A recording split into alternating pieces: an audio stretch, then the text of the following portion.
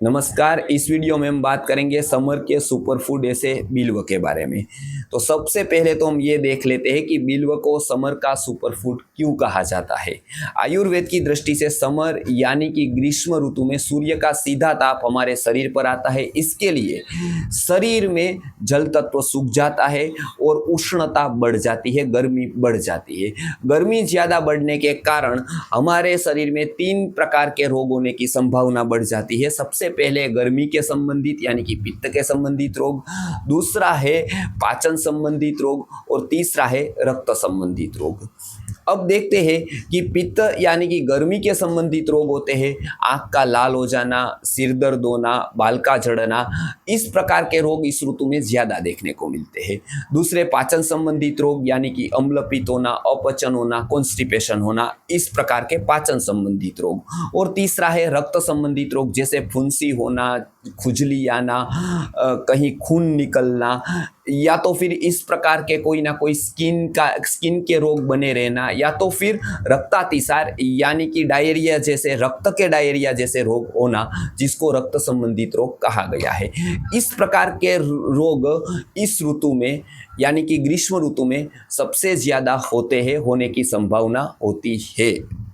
अब इसके उपाय के लिए ऐसे तो आयुर्वेद में बहुत औषधियाँ दी गई है, किंतु ग्रीष्म ऋतु होने के कारण, समर होने के कारण वो औषधियाँ कुछ ही मात्रा में और कुछ ही औषधियाँ ले सकते हैं, क्योंकि वो ज़्यादातर उष्णवीर्य होती है। रस औषधियाँ कम प्रमाण में सेवन कर सकते हैं और उसका प्रमाण यानी कि उसको मात्रा में भी कम उपयोग कर सकते हैं। कुछ ही औषधियाँ कर सकते हैं और वो भी मात्रा में कर सकते हैं। उस समय बिल्व फल है वो एक आहार भी उत्तम होता है और एक अद्भुत औषधि भी सिद्ध होती है। क्यों? क्योंकि ये तीनों के लिए ये एक औषध काम करता है। चाहे पित्त यानी कि गर्मी के संबंधित रोग हो, पाचन के संबंधित रोग हो या रक्त के संबंधित रोग हो, ये तीनों में से किसी के संबंधित रोग हो तो बिल्व फल इसके लिए एक अद्भुत औषधि सिद्ध होता है। इसलिए ही आयुर्वेद में उसको श्रीफल कहा गया है। जनरली हम नारल को श्रीफल कहते हैं, किंतु आयुर्वेद में बिल्व को श्रीफल कहा गया है, क्योंकि श्री यानी कि स्वास्थ्य लक्ष्मी और उसको देने वाला जो फल है वो ये बिल्व फल है। तो ये बिल्व फल इतने रोगों से तो बचाता ही है, किंतु और भी उसके लाभ है। तो देखते हैं हम उसके क्या क्या लाभ है। सबसे प्रथम तो वो शरीर में पित्त का शमन करता है, गर्मी का शमन करता है। अब ज्यादातर जो गर्मी के शमन करने वाले जो ठंडे औषध है उससे कफ बढ़ने की संभावना होती है, किंतु बिल्व फल पित्त के साथ साथ कफ को तो बढ़ाता नहीं है, किंतु कफ का शमन करता है। यानी कि पित्त के गर्मी के कोई भी रोग में उसको लिया जा सकता है और कोई रोग नहीं है तो भी वो शरीर में शीतलता प्रदान करता है। फिर वो डिहाइड्रेशन से बचाता है, पाचन को अच्छा करता है, मस्तिष्क को ठंडा करता है, सात्विक बनाता है। चर्म रोग होता है उसमें भी लाभ होता है। मुंह में छाले पड़ गए या तो फिर मुंह सूख गया, उसमें भी वो लाभ करता है। चेहरे पर फुंसी हो गई, चेहरा सूख गया है तो भी वो लाभ करता है और शरीर में क्रांति को भी बढ़ाता है। तो एक ही बिल्व फल के इतने सारे लाभ है।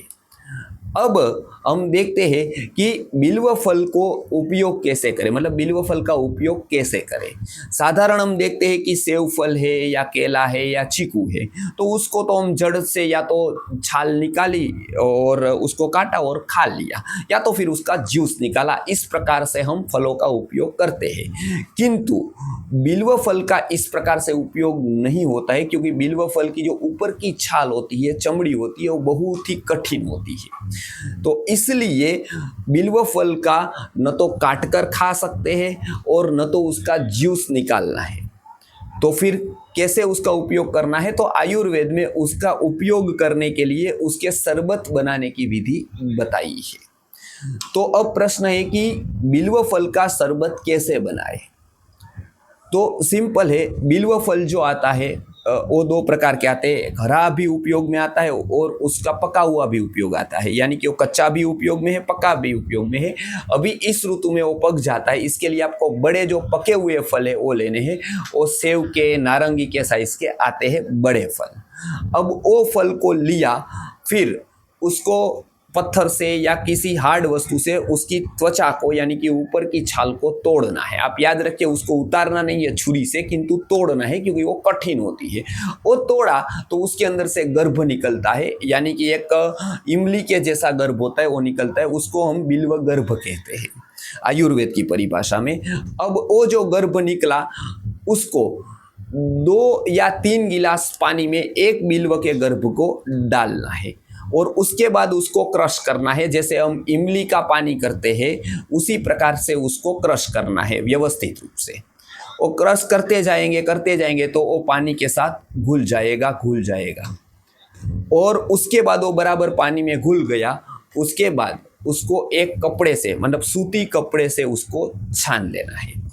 छान लिया, उसके बाद अब उसका सेवन कैसे करना है वो उसकी विधि अभी बता रहे हैं। अब ये जो शरबत बन गया वो एक प्रकार का उत्तम टॉनिक हो गया।